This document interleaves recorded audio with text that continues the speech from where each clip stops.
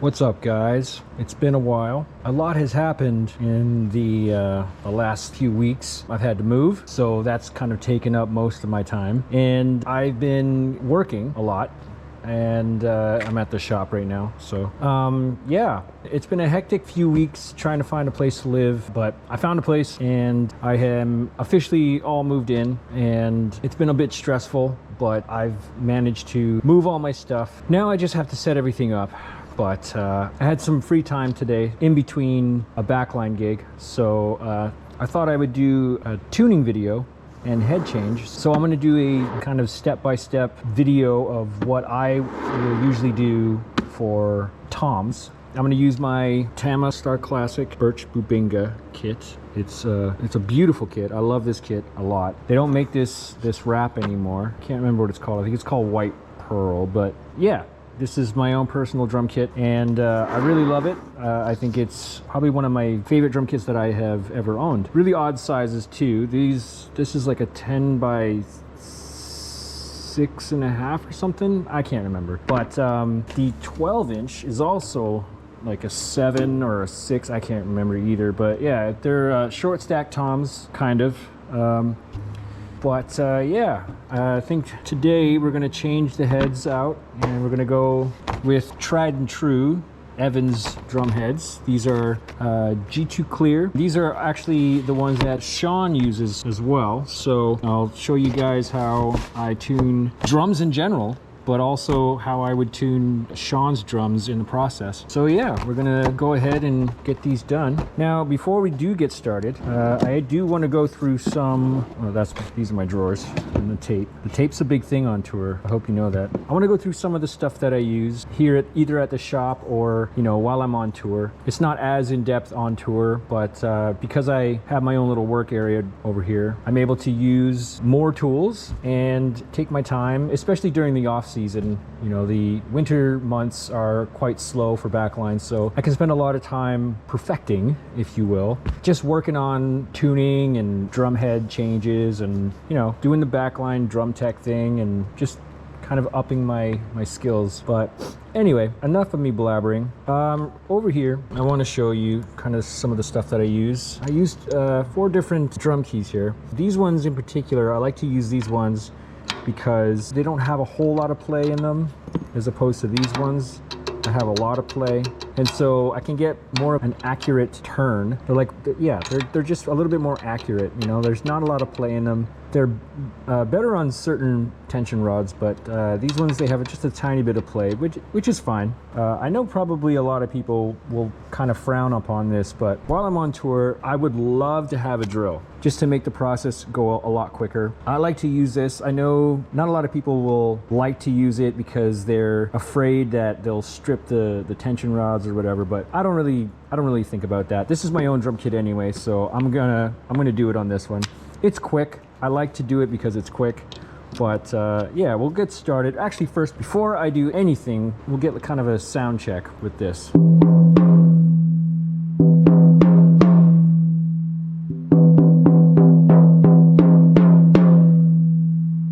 These heads are probably, I don't know, 7-8 months old. You know, I'm not a heavy hitter, or I should say I don't hit as hard as Sean does, but at the same time, these drums don't actually see a lot of show time because I don't get to play shows very often. It's been a long time since I've actually played a show of my own, but hopefully that will change soon. So yeah, these drum heads do not have a lot of wear and tear on them. They sound really good still, but for the purpose of this video, we are going to change them out. So yeah, let's get another sound check. Sound really good. So now we'll get started. I do it exactly the same way as if I was tuning or tightening them. I go in the star pattern. I might end up using these heads again, so I don't want them to be warped in any way, so I take as much care undoing them as I do putting them on. So take these off. Actually, what I like to do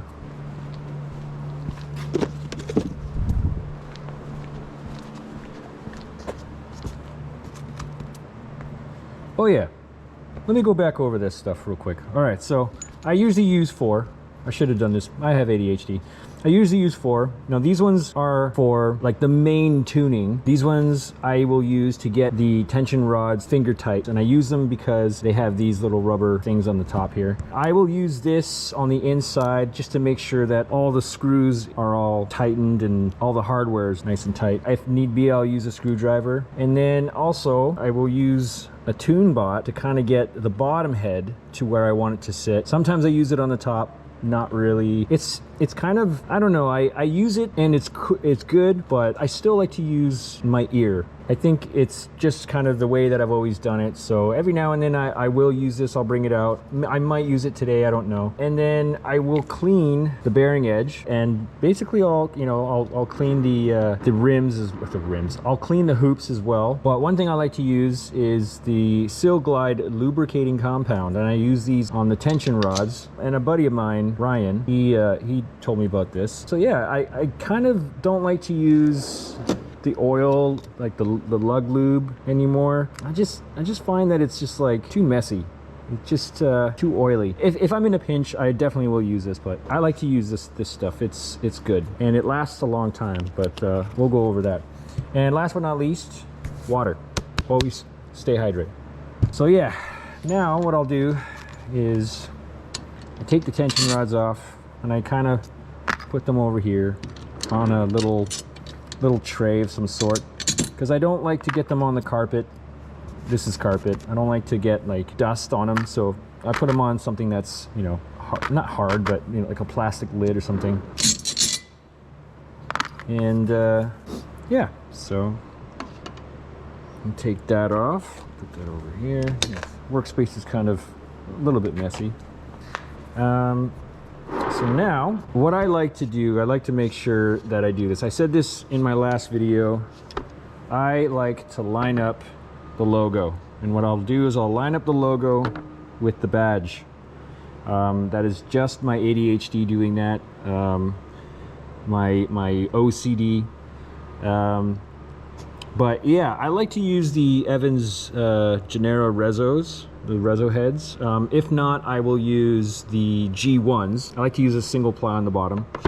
But if I do have them, I will use the Rezo head. I just find that it's a little bit thinner, and for me, it lets the toms sing a little bit more. I like the toms to sing. I like them to have tone. I like them to have attack and tone. That's kind of what I'm going for. But right now, what I'll do is I'll kind of test the bottom head.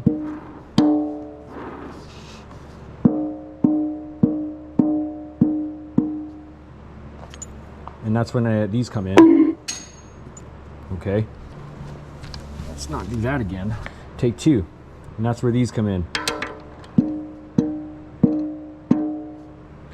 Oh yeah, also, I like to put a thing of moon gel there.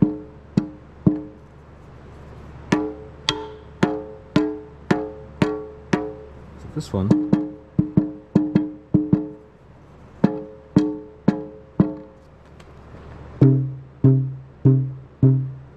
This one is lower. So let's bring that up.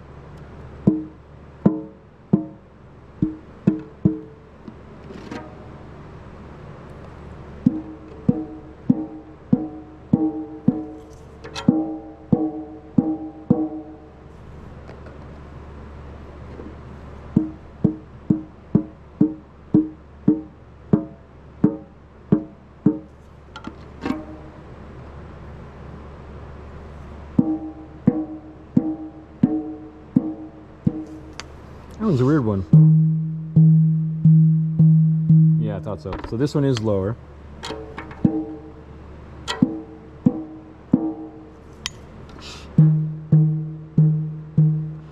It feels high.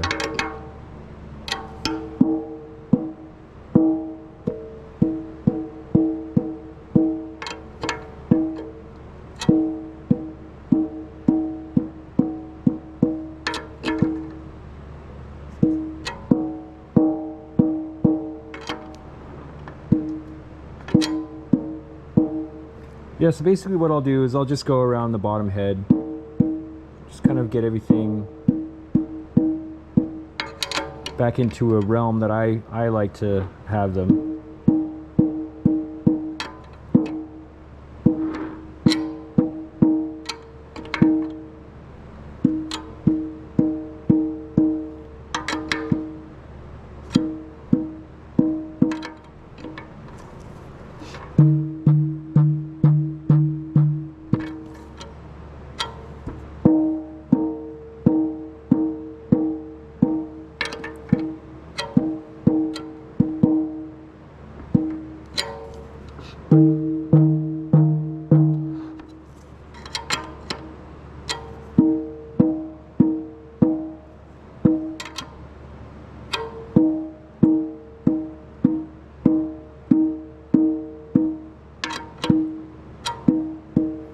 I find like when you have the time to do it, just be as meticulous as you possibly can.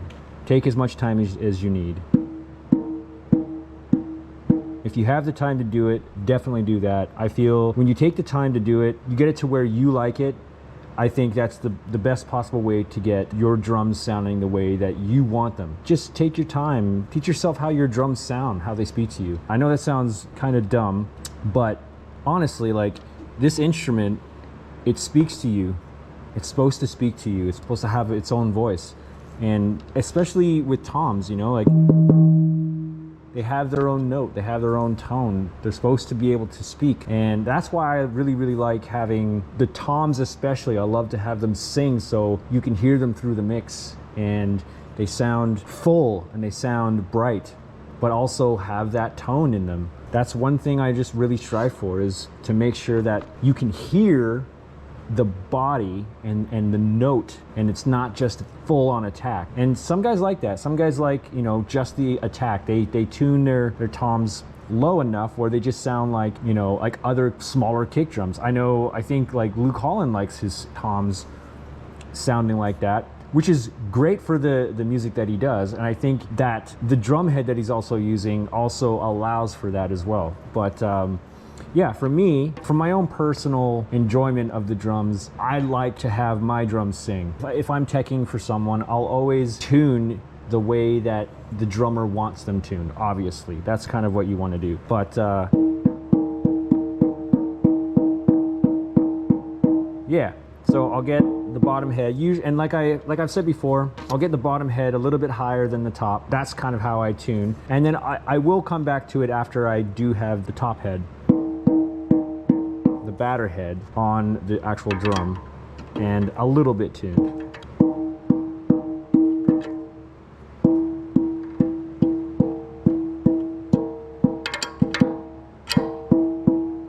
I don't want to spend too much time on this bottom head, but yeah, that's kind of in a realm that I like to have it. So now we're gonna get this head going, and I think what we'll do, I like to stretch out the head a little bit first. Let's put this over here, and what I'll do is I'll take it and just kind of massage around the edge, kind of stretch it out just a little bit, not too much. You don't want to put too much pressure on it, just around. And then because it's new and because I have OCD, I need to clean it a little bit. So I'll put that there.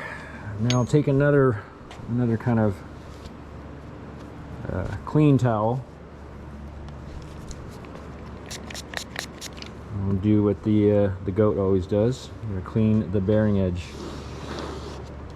Make sure there's no dust, no particulates, and then get the shell, make them look nice. Again, if you have the time. I don't do this on tour. I've actually done it once. I did it, I think, my first show with the crew. And the front of house guy was like, "Did I see you cleaning them?" And I said, "Yeah." And he's like, "I thought so." And that was that. So, what's the next thing? Oh yeah, I want to make sure that all these are tight. I think that works. So I will go around just making sure they're all tight. I actually think this is the wrong size, but yeah. Okay, I don't really want to go dig out the other one, so I'm just going to use this. Just make sure that these are all nice and tight.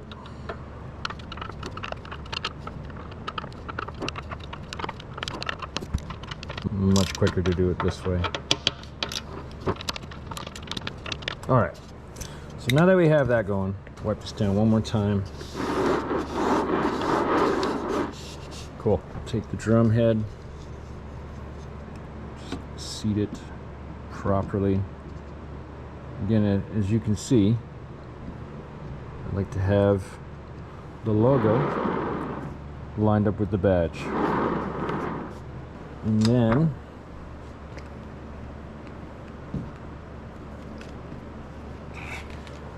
now, I don't know if you can really see. I don't know if it's really showing, but I don't like to have a lot of fingerprints or dust, you know, whatever. Actually, the dust, that's why I have this. I'll get rid of the dust. You know, again, if you can do it, then do it. If not, if you want to be this meticulous, it's up to you. I like to do it. Just, I don't know, just looks nice, right? So do that. Now, this is a tiny bit difficult just because of all this bulky area here, but I'll actually spray it down and just clean it. Make it look nice and shiny.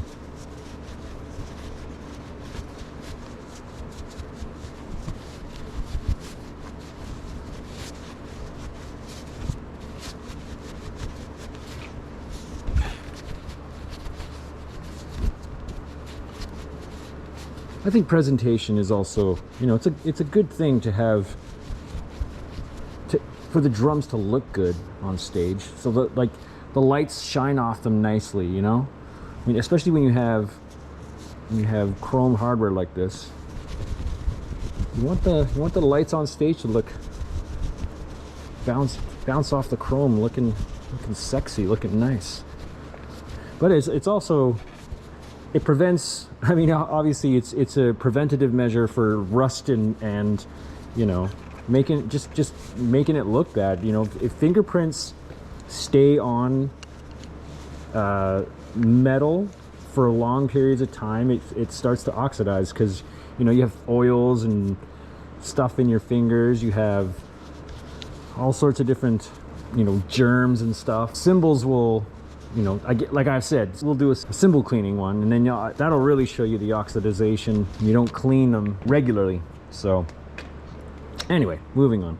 So I got most of it. I think I'll give it another go here. So there's another thing too. The kick drum that I have for this particular kit, it's called a naked kick drum. What that means is, actually I can show you over here. What that means is, here you have a kick drum with a mount on it, and here you have a kick drum without a mount on it. Now the toms go on here. The toms cannot go on here. So the one for this kit here, it does not have a tom holder, so I have to use separate tom stands.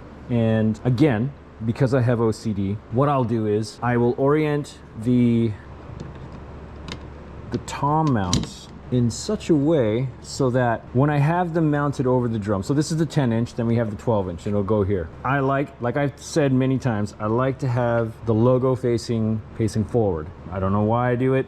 It's just my OCD and ADHD. So because it's going to be mounted on a tom stand, I'll put the mount on this side, and same thing with, as you can see here, same thing with this guy.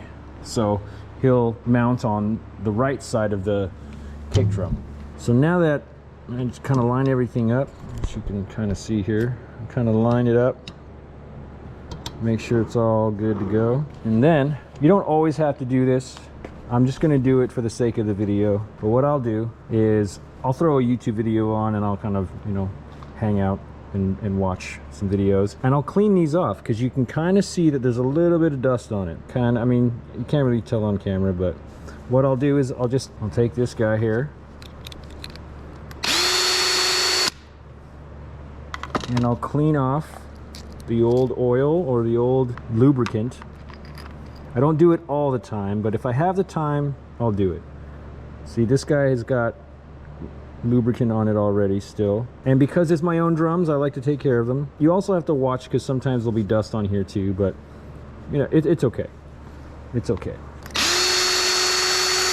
So I will wipe them all down, make sure they're all clean. And yes, I will do it for every single drum when I have the time.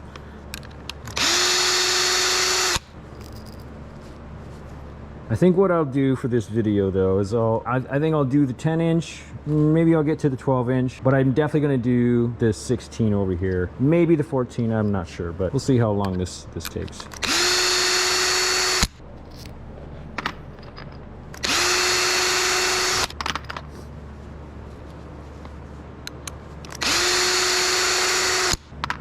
If you really want to get down and clean stuff, you can take a Q-tip and you can go in and go all the way into the lug and then back out. We're not going to do that today, but if you ever want to do that and you really want to get in depth in cleaning, then go ahead and do that. Today's not that day. So now we're going to use the Sil-Glyde, and you only need a little bit. Let's see if I can show you. You just need a little bit, just at the very tip. It's really little, a little bit of a dab, only a little bit, and then right in, pause. And there you go. Oh yeah, get yourself a Lazy Susan too. You don't need much of this stuff. You don't need much of it at all. Literally just the very tip of the tension rod, like barely anything, right? Boom.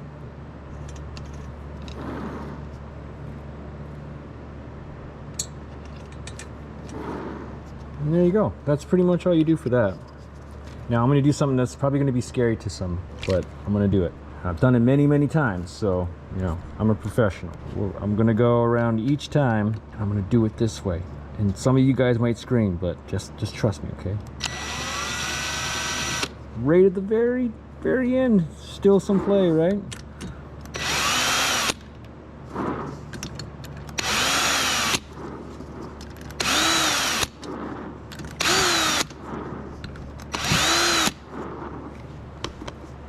You have to be really careful with that.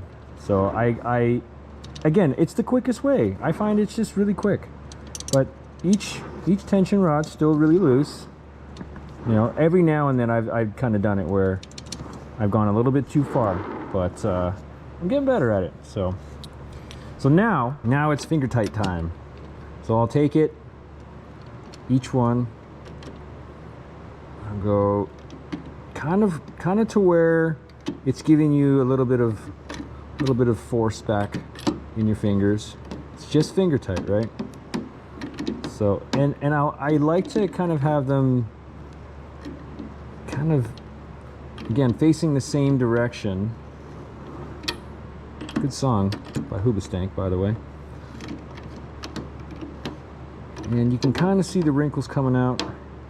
That's kind of where I want to get it.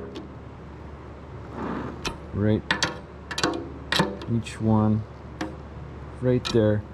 So you can kind of see, hear a bit of a tone. So now what we're going to do is going to take the guy down here, and a lot of guys will push in the middle. I don't like to do that. I like to go around the edge because you don't want to, I don't know, I find that you might deaden the middle, and I don't want to do that. I don't want to stretch out the middle. That's where we hit the drum, and that's where the tone I feel is coming from. So what I'll do is I'll just go around the edge, take a towel, and just push down. Not too heavy, but just kind of, you're kind of pushing in and out a little bit. Going around the edge.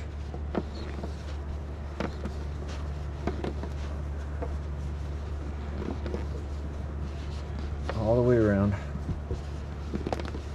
Stretching it out just a little bit. And wiping her down. So now it's kind of stretched out a little bit. Now This is where I feel some of you guys might have issues, other than that guy.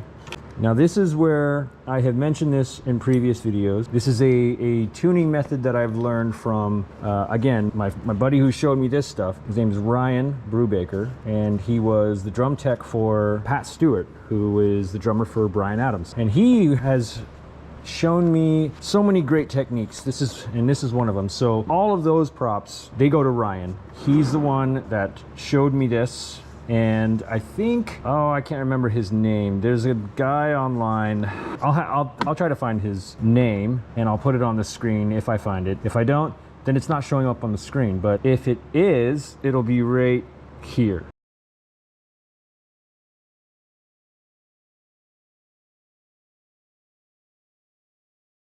This is called the tabletop tuning method, I think.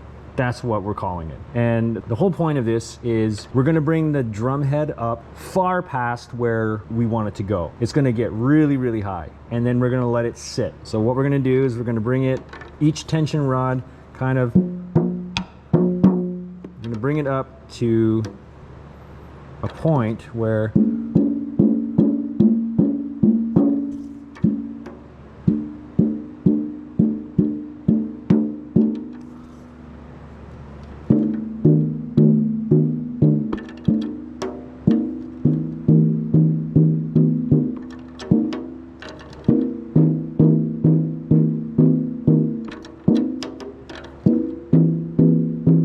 we want each tension rod to kind of be at the same level, with the same tension. Bring this guy up.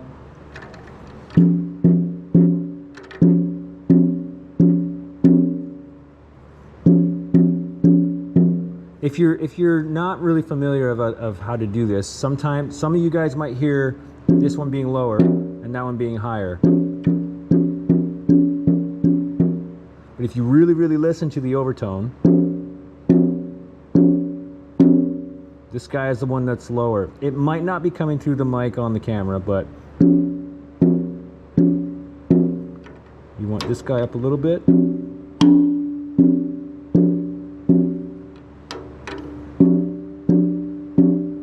So that's within a good range there.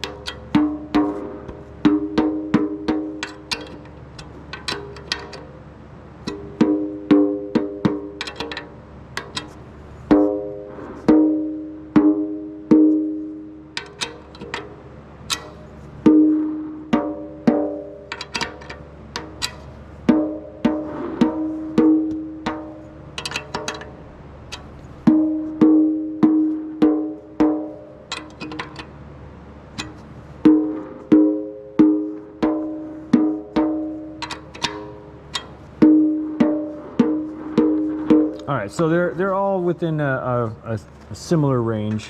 Now we're going to take them all. We're just going to crank them. It's half a turn, half a turn. Get them level here, and then we're going to go half a turn. Now they're really high. Really high. And so now we're going to put this guy over here and we're just going to let him sit for about 10 to 15 minutes, maybe 20. And now we move on to the next one. Now we do the same thing with this guy.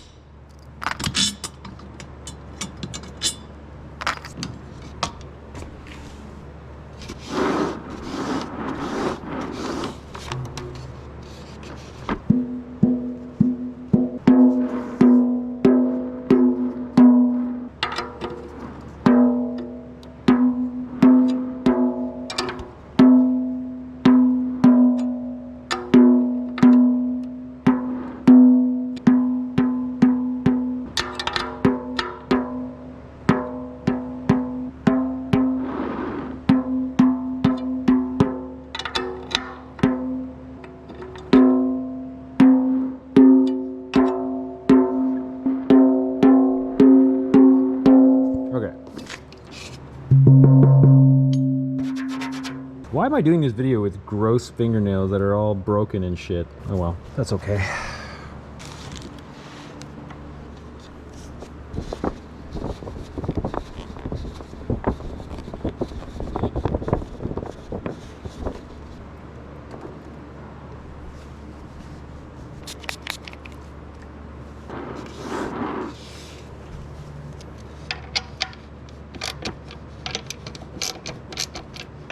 Some of these guys are loose.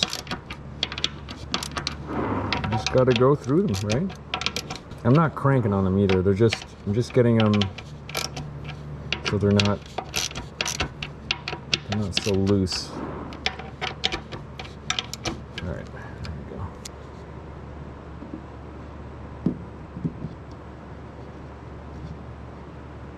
There it goes, perfect.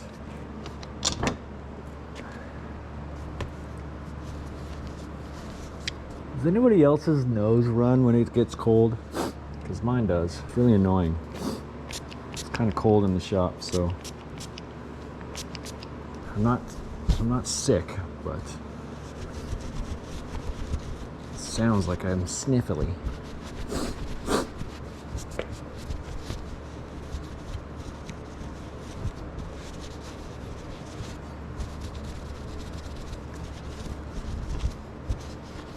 See, don't they look good now? And there's like all sorts of different fingerprints and oil and stuff and dirt. They can get really gross. And then you start seeing stuff like, see if I can find something that will show what I'm talking about. I'll do it after this.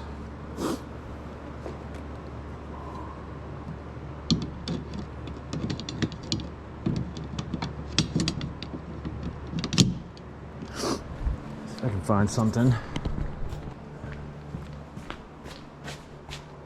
What would be a good example?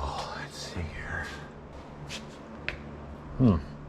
I've cleaned a lot of these. Yeah, I've definitely cleaned a lot of them. By a lot of them, I mean all of them. Damn, I'm good. Okay, well maybe this guy might. You can kind of see how like it's getting all gross and stuff. This is an old one. This is a WFL drum company. It's kind of like a Ludwig. I need to give this one some more love. Anyway, I just don't like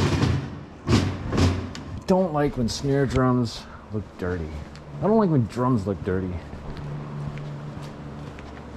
So I like to clean them when I have the time, and that time is right now. I know some guys just don't like it, but I swear by it. It's just, it makes things so much quicker. You just have to be careful. You have to be careful that you're not going too far down and stretching the head out where you don't want it to be. It's a good cleaning tool, as you can see.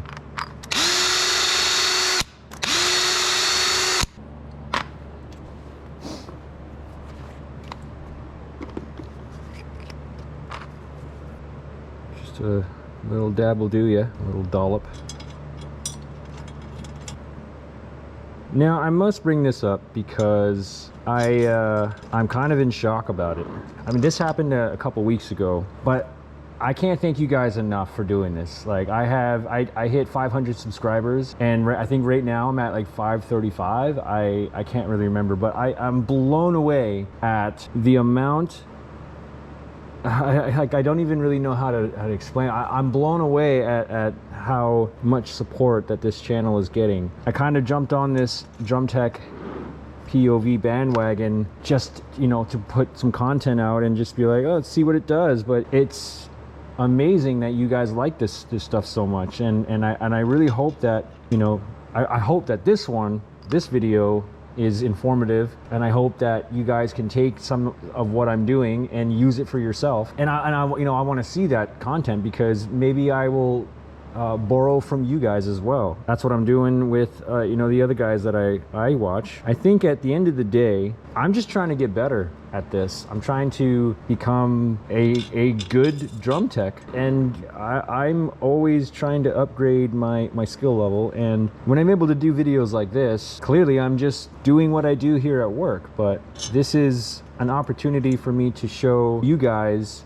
who, again, for you guys to like subscribe, it blows my mind. It really does, because, and I'm not trying to sound sappy or anything like that, but I mean, I've tried several different methods of content, the drumming, the drum covers, and you know, I've tried other methods to do with content, and you know, they never really hit. And then I share something that I've become so passionate about, and it's, you know, thanks to guys like Matt Horn, and watching, I know I give props to him a lot, and I can't help it, but again, I am blown away.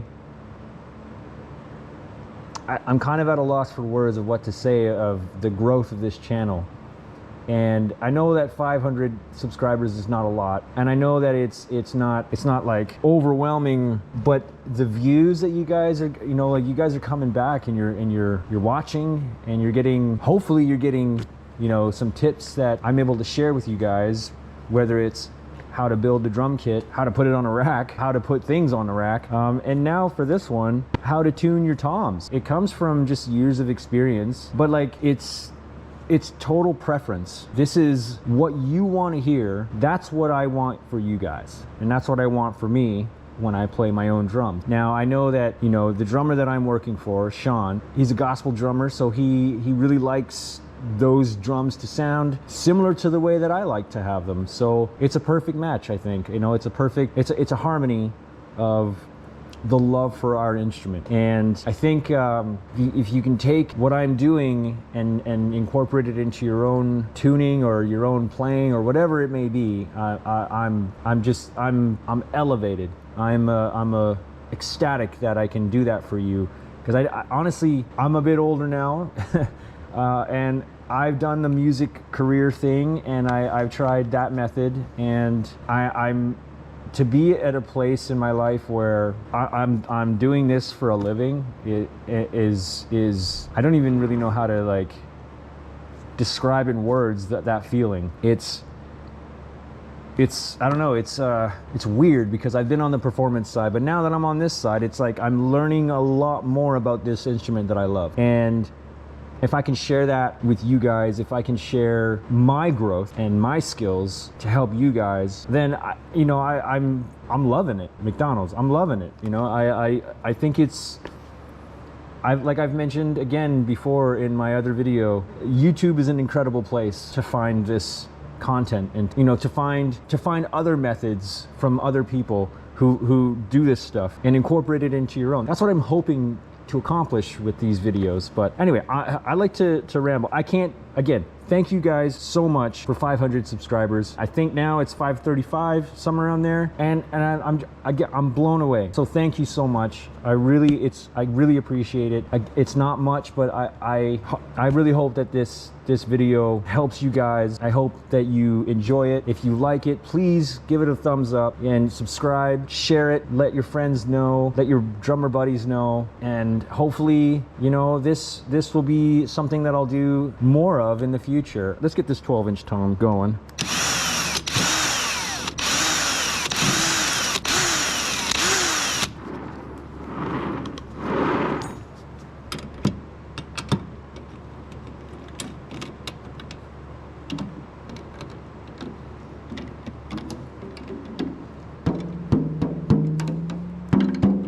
And if you like what I'm doing, awesome, thank you. Thank you for showing up and watching me.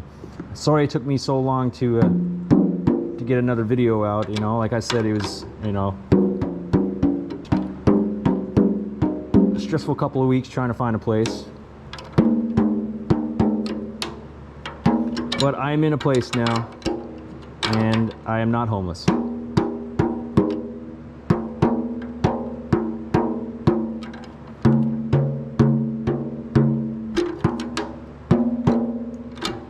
Now I'm able to make this content, make this video for you guys.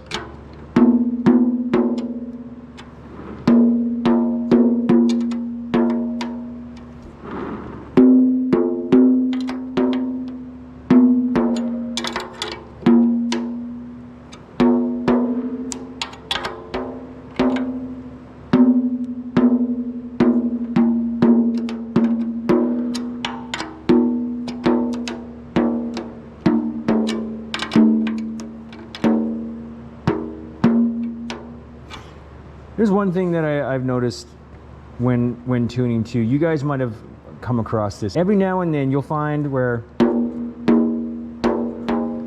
one tension rod, one area of the drum, you just can't get it to work. You just don't know what it is. And it's not working. But then there's that moment where you find the sweet spot for that specific tension rod. And that one tension rod is affecting literally every single other one. And all of a sudden, you'll have this moment where this one's lower.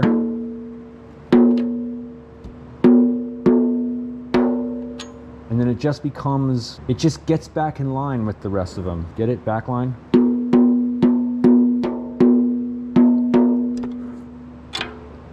But every now and then, I'll find a drum and I just can't get that one to work. And I think like 8 times out of 10, it's because the tension rod is either too short, too long, or it doesn't have a washer, or it's too rusty. And then you're kind of screwed at that point. But I've had that on tour, and we just couldn't get the tom to sing. We couldn't. I tried every method, and even with a brand new head, it just would not work. But just take your time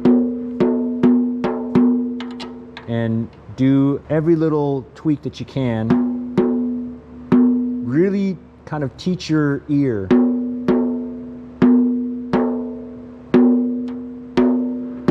to hear these notes.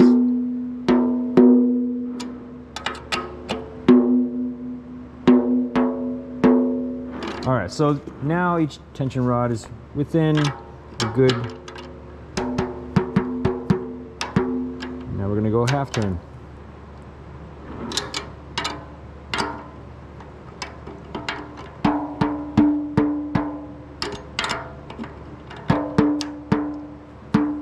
And half turn.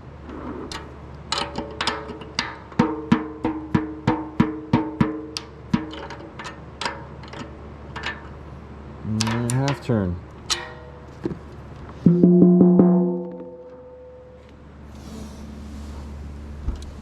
Time to bring these guys to where they need to be.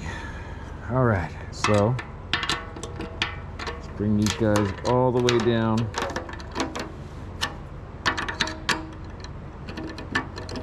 And this is how I do it. Ryan might do it a different way. I bring these all the way down, back to finger tight, back to finger tight all the way around.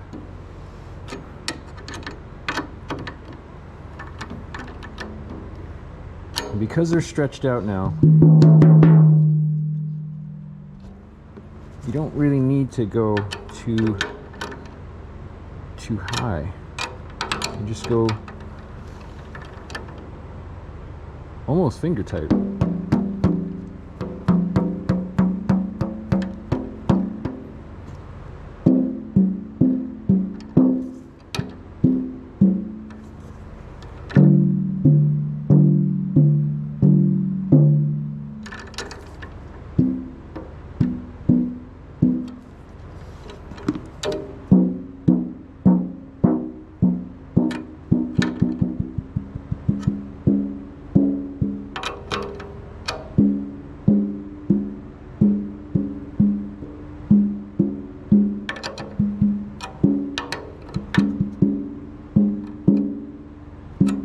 So this is where the fine tuning comes into play.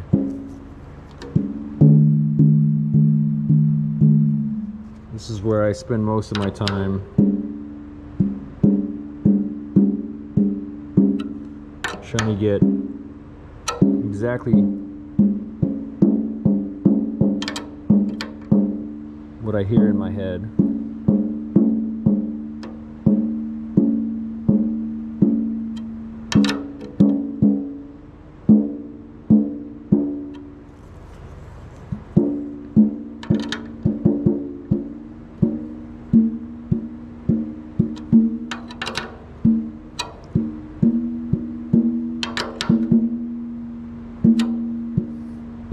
Now the tabletop method, from the short amount of time that I've been using it, the way that the head stretches out, it becomes easier to find where the drum opens up. And what I mean by opening up, I mean like there's that sweet spot. Every drum has it where you find it and you hear that overtone. And now I feel like this drum is now within a sweet spot. So now I'm going to fine tune. So that one's definitely not in that zone. The Goldilocks zone, you know what I mean?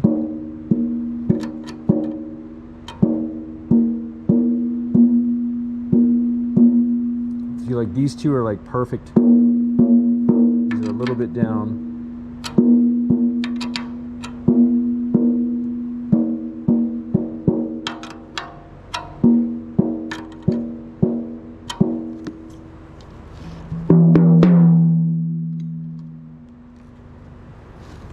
It's a little bit higher than I want it.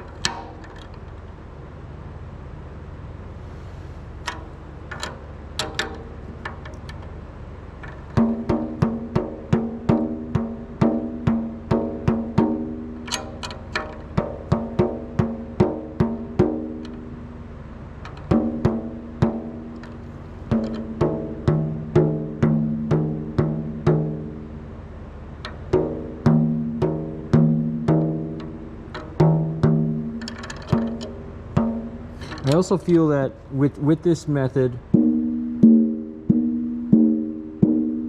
smaller increments work bigger.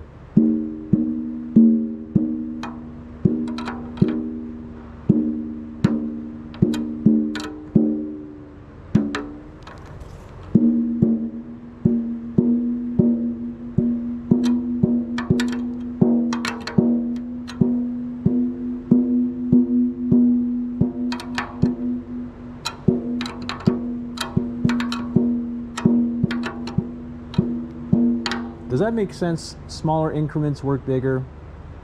I think smaller turns, smaller tuning works better. Works more better. I don't know if I'm even speaking English anymore.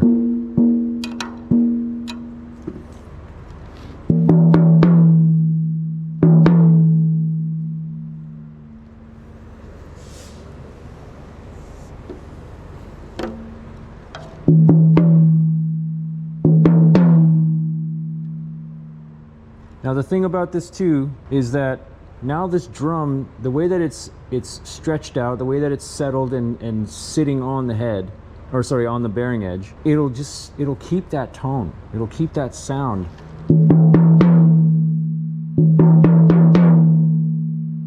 And with a heavy hitter like Sean, who likes his toms to sing, that's what you need during a 2.5 hour, 3 hour show.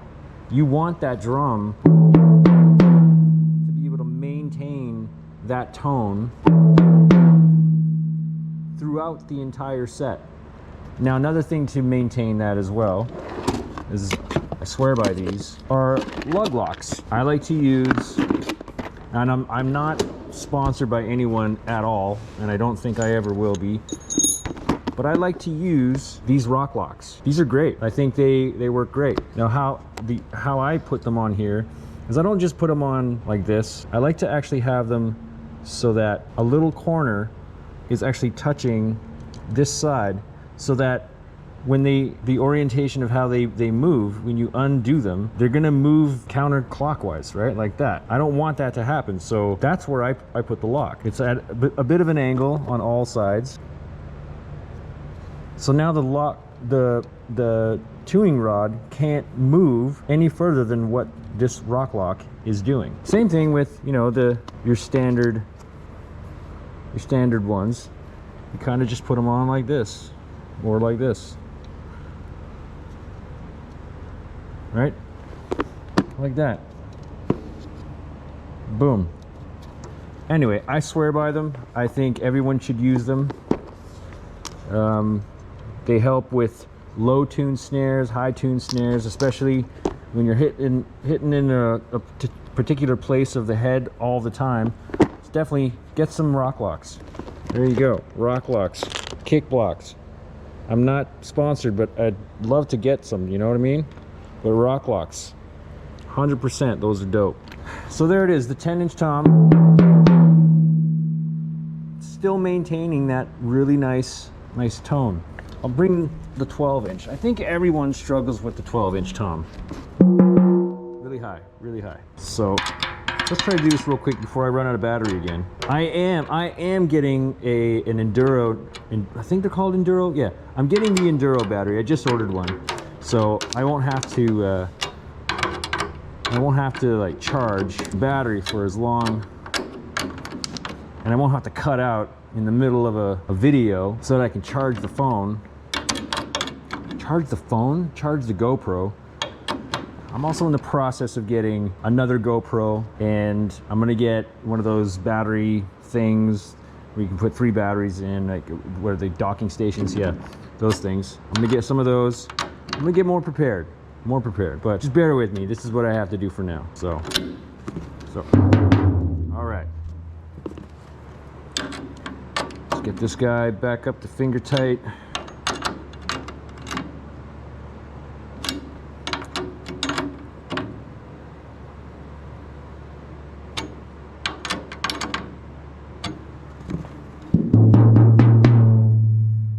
That's almost perfect, but not quite.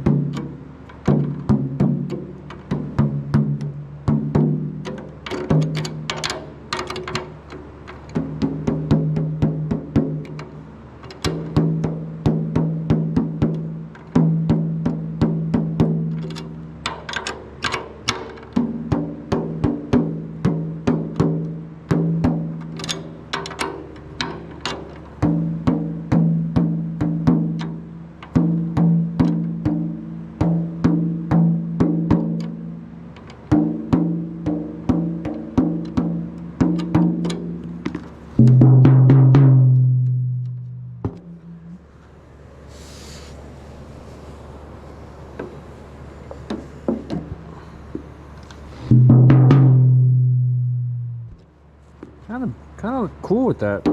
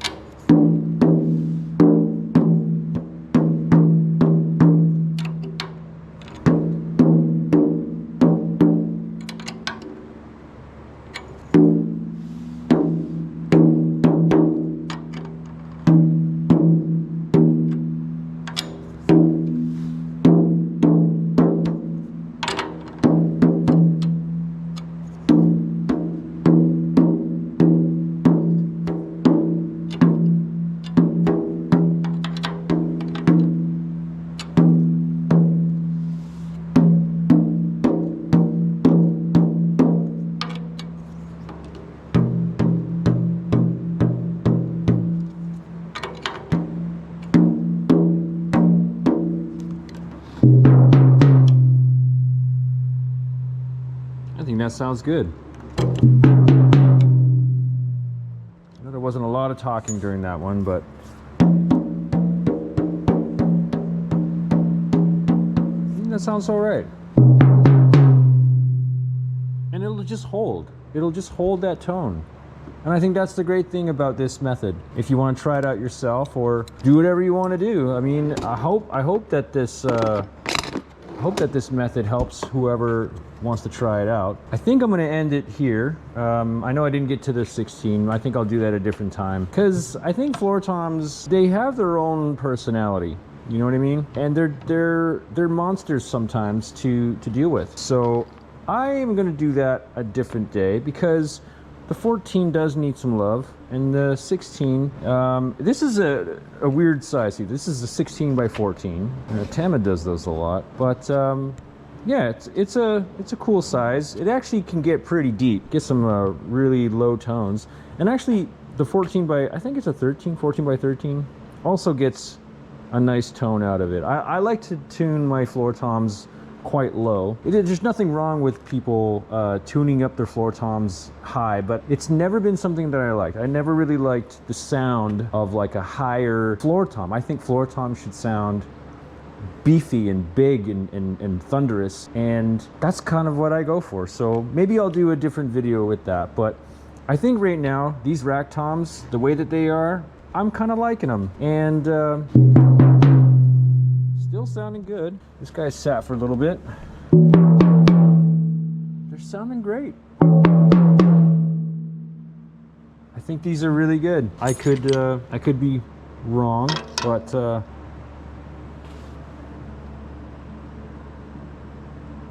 feel like I heard someone. Did I hear someone? Nope. I'm going crazy. Cool. Awesome. All right, guys, I think I'm going to end it here. Hopefully this video helps you in your quest to get better at tuning. I'm always learning as I go, and I'm always trying different methods, and I'm always looking online for new things to try out. I hope that this one has helped you guys out. I hope you can take some of what I've done here today and put it towards your own drums. And I'd love to see some content from you guys and see if this works for you. Again, I really appreciate you guys checking out my videos. I appreciate all the support and all the love that you've shown my channel and the growth that I've seen in the last few months. And all I can say is thank you. Thank you for watching my videos. Thank you for giving it a thumbs up, and thank you for subscribing. So thank you again, and I will see you guys in the next video.